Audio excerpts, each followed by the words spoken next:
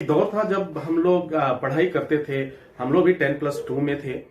9th 11th वगैरह सब पढ़ाई पास किया, फिर 10+2 किया, फिर आगे का सफर शुरू हुआ। उस समय एक बड़ी समस्या आती थी जो आप सभी स्टूडेंट्स के साथ आ रही है। पढ़ाई करते समय ये 3 सब्जेक्ट हमारे पास आते हैं मेडिकल एग्जाम, एंट्रेंस एग्जाम निकालने के लिए, नीट के एग्जाम को निकालने के लिए।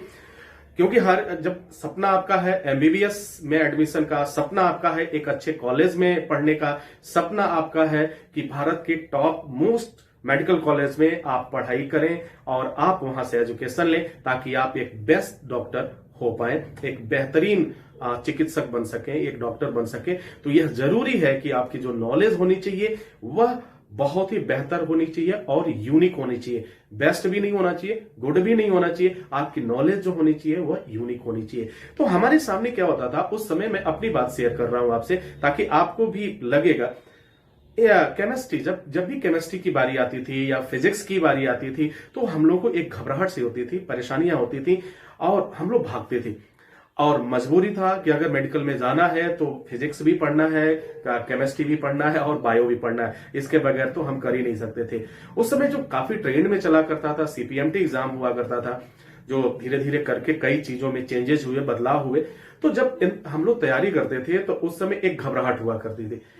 इस परेशानी से जब हम जूझ रहे थे तो एक दिन अचानक हमने अपने जो हमारे लेक्चरर थे जो केमिस्ट्री पढ़ाते थे, बहुत अच्छा हम लोगों को पढ़ाते थे। मतलब उनकी बताने का तरीका, उनका हर एक चीज समझाने का तरीका, एक स्टोरी बेस को लेकर समझाना, वो बहुत ही अच्छा लगता था। मैंने उनसे पूछा कि सर मुझे मेडिकल में जाना है और इसे एग्जाम को क्वालिफाई करना है, मुझे क्या करना चाहिए? मुझे बहुत घबराहट होती है। जब भी मैं केमिस्ट्री को देखता हूं तो मुझे एक घबराहट सा होता है, मुझे एक डर लगता है और तमाम दिक्कतें भी महसूस होती हैं।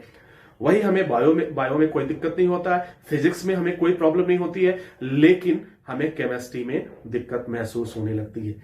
तो उस समय मुझे आज भी याद है कि सर ने जो मुझे जवाब दिया था वो मैं आपको बताना चाह रहा हूं क्योंकि यह बात आपके लिए बहुत ही जरूरी है।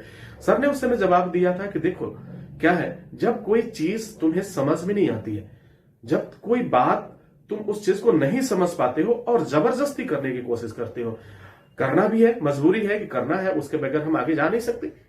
तो अगर वो चीज समझ में नहीं आएगी आपके, वो चीज आपको बखूबी उसके हर एक पहलू को आप जान नहीं पाओगे, तो फिर एक डर ऑटोमेटिक आपके जहन में बैठ जाएगा, आपके दिमाग में बैठ जाएगा और फिर आप उस चीज से भागने लगोगे।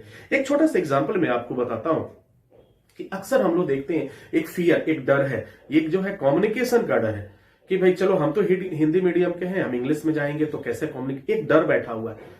जबकि हम सब्जेक्ट में बहुत अच्छे हैं, हम अच्छा लिख लेते हैं, समझ लेते हैं, पढ़ लेते हैं, हर एक चीज कर लेते हैं, लेकिन जब भी बोलने की बात होती है तो क्या, तो वो कहीं ना कहीं एक जो है माहौल का असर होता है, कहीं ना कहीं हमें वो चीज समझ में नहीं आ पाती कि हम कैसे करें। वही चीज राइटिंग में चल रहा है लेकिन हम वो चीज नहीं कर पा रहे। तो केमिस्ट्री में सर ने एक बात बताई थी कि देखो अब इसे समझने के लिए आपको बहुत ज्यादा मेहनत नहीं करना है, हम जब कुछ टिप्स में बता रहा हूं आपको उसको फॉलो करिए। पहली बात तो उन्होंने हमें कुछ एलिमेंट्स बताए, जैसे आप एलिमेंट्स का नाम सुना, कार्बन है, नाइट्रोजन है, पोटेशियम है, ऑक्सीजन है, सिल्वर है, ये तमाम इनको बताया। बहुत ईजी। हमने कहा सर ये तो ऑलरेडी मैं जानता हूं। कहा था अच्छी बात है। फिर उसका जो है उन्होंने एटॉमिक नंबर और एटॉमिक मास बोला कि ये भी, तो हाँ। उसके बाद उन्होंने एक फार्मूला मुझे बताया और उस फार्मूले के अकॉर्डिंग धीरे धीरे देखते देखते पूरी पीरियोडिक टेबल, जिसे आप आवर्त सारणी कहते हो, वो जैसे लगा कि सामने दिख रहा है। अगर पढ़ाई आप जो कर रहे हो अगर सामने दिखने लगे, वो महसूस होने लगे, तभी होगा जब आपको वो पूरी तरह से समझ में आ जाए। तो मैं आपसे वादा करता हूं 9th क्लास से शुरुआत करिए, केमिस्ट्री बहुत आसान हो जाएगी। केमिस्ट्री आप हंस के करोगे और खेल खेल में करोगे, क्योंकि यह क्या है, केमिस्ट्री क्या है, एक तरह का प्रैक्टिकल साइंस है, ये एक विज्ञान है। और अगर आप इसको समझ जाओगे तो मेरा वादा है कि इससे बेहतर आपका कोई सब्जेक्ट नहीं होगा। ठीक उसी तरह से बायो में भी जाइए, बायो में ऑलमोस्ट आपका जो है लगता होगा, मन लगता होगा, फिजिक्स में भी आपका मन लगता है। दिक्कतें जो है केमिस्ट्री में थोड़ी आती है, लेकिन उस केमिस्ट्री को हम स्टेप बाय स्टेप बहुत इजी करने वाले हैं। एसएसटी क्लासेज, एसएसटी इंस्टीट्यूट द्वारा चलाया जा रहा है, जिसका मेन मकसद है नीट एग्जाम को क्वालिफाई करना, जिसका मुख्य जो एम है, जो गोल है, वह है कि आप कैसे आप अच्छे कॉलेज में एमबीबीएस के लिए अपनी सीट को रिजर्व कर पाओ। ठीक है, ये तब होगा जब आप बेहतर तरीके से अपना प्रिपरेशन करोगे। और देखो डियर स्टूडेंट्स, एक चीज और मैं बता दूं आपको कि ये प्रिपरेशन एक दिन में नहीं होगा।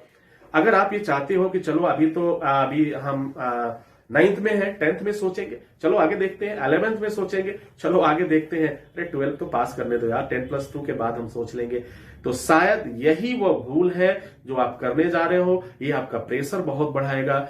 उस समय अचानक वही चीज जो मैं बार बार कहता हूं कि 1 महीने का खाना 2 दिन में खा लो, 3 दिन में खा लो, डिनर लंच कर लो, जो संभव नहीं है, ठीक उसी तरह से आप अचानक आपके पैसे भी दुनिया भर की कोचिंग कर लो, कोई फर्क नहीं पड़ता। अगर आपने अपने बेस को स्ट्रांग नहीं किया है, आपने अपनी शुरुआती एकेडमिक एजुकेशन के समय से आपने पढ़ाई अच्छी नहीं किया, तो फिर आपको दिक्कत आने वाली है। आपको बहुत इंप्रूवमेंट की जरूरत है। आप किसी भी बोर्ड से हो, डजेंट मैटर, कोई प्रभाव नहीं पड़ता है, कोई फर्क। लग जाइए, 9th से लग जाइए। छोटी छोटी बातों को भी हमें ध्यान रखना है। हमें कोई अलग से नहीं करना है। हमें बड़े बड़े कॉलेज और कोचिंगों से हमें उनका जो मोटी रकम हमारे पेरेंट्स, आपके पेरेंट्स भरते हैं, उनको भी देने से आप बचा सकते हो। अगर आपने 9th से ही अपना एक कमिटमेंट कर लिया कि मुझे अभी करना है, ये नहीं हाउ किसी भी तरह से करना है, थोड़ा थोड़ा करते। सपोज आज मैंने एक चीज सीख लिया, आज मैंने एक टॉपिक को क्लियर कर लिया, तो कम से कम उस टॉपिक के बारे में, उस टॉपिक से खेलना शुरू करो, और वो टॉपिक आपको कभी भी लाइफ में वो परेशान न करने पाए। सपोज अगर मैं बैलेंसी की बात करूं, तो बैलेंसी के हर एक पहलू को हमें समझ लेना चाहिए। अगर मैं कार्बनिक ऑर्गेनिक केमिस्ट्री की बात करूं, इनऑर्गेनिक केमिस्ट्री की बात करूं, तो इनके जितने भी पहलू हैं, जितनी भी इनकी सिचुएशंस हैं, उनको अगर हम बखूबी समझ लें, उनके साथ खेलने लगे, तो निश्चित रूप से डेफिनेटली आपको दुनिया में कभी भी कोई भी एंट्रेंस आपको रोक नहीं सकता है, और एमबीबीएस में आपका सीट निश्चित पक्का होगा, ये मेरा वादा है आपसे। तो एसएसटी क्लासेस आप ज्वाइन कर सकते हैं। आपको बहुत अधिक क्लासेस, बहुत सारे क्लासेस आपको फ्री मिल जाएंगे, जहां पे आपको किसी भी तरह के पैसे नहीं देना है, बस पढ़ना है। आपको किसी भी तरह के पैसे नहीं देने हैं, और आप इसके लिए आप YouTube से पढ़ सकते हैं, आप लाइव आके पढ़ सकते हैं, आप हमारे सेमिनार में आ सकते हैं, जो हमारे वर्कशॉप होते हैं मेडिकल के एंट्रेंस एग्जाम के लिए, उसको आप ज्वाइन कर सकते हैं। और उन एक्सपर्ट के साथ, उन टीचरों के साथ जो एक्सपर्ट हैं, उनसे आप बात कर सकते हैं, उनसे सीख सकते हैं, उनसे हर एक डाउट क्लियर कर सकते हैं। तो आई होप कि समझ पाए होंगे। तो एसएसटी क्लासेस जो मेडिकल एंट्रेंस एग्जाम के लिए स्पेशली ऑर्गेनाइज करता है एसएसटी इंस्टीट्यूट में, आपका वेट है, आपका इंतजार कर रही है। आप तैयारी शुरू कर दो। कब से? 9 से। अगर किसी कारण बस अभी ये वीडियो आप 10th में वो मिल रहा, तो आज ही से सोचो, थोड़ा सा वर्क अपना डबल कर दो। आप अगर 1 घंटा की पढ़ाई करते हो, 2 कर दो, 2 घंटे करते हो, 4 कर दो, क्योंकि 1 साल आपने पास कर दिया। अगर आप 11th में है, तो और डबल वर्क करने की जरूरत है। और अगर फाइनली अगर आप 12th में है और आज आप डिसाइड कर रहे हैं कि मुझे, तो आप सोच सकते हो कि आपको कितना मेहनत करना है। ये इम्पॉसिबल नहीं है, आप कर सकते हो, इम्पॉसिबल नहीं है, लेकिन ये डिपेंड करेगा कि आप कितना मेहनत करते हो। ठीक है, किस तरीके से आपकी अपने लर्न को, किस तरह से आप सीखने के तरीके को अचीव कर रहे हो, उस चीज को समझ पा रहे हो। और जो भी अपनी स्ट्रेटेजी बनाओ, जो भी अपना रूल्स बनाओ, जो भी रेगुलेशन बनाओ, फोकस एक बात पे होना चाहिए, किसी भी तरह से, किसी भी कीमत पे मुझे एमबीबीएस की सीट लेनी है, मुझे मेडिकल एंट्रेंस में एक सीट चाहिए, नीट के बाद जब रिजल्ट आए तो मुझे एक टॉप कॉलेज चाहिए। तो ये अगर इस तरह से आप वेल फोकस होंगे, सेल्फ फोकस होंगे, तो नो डाउट आपको दुनिया की कोई भी ताकत आगे बढ़ने से रोक नहीं सकती है। इसी के साथ मैं डॉक्टर वेद आपसे इजाजत चाहेंगे। नेक्स्ट वीडियो में हम हाजिर होते हैं। तब तक के लिए wish you all the best. Thank you for watching. Thank you for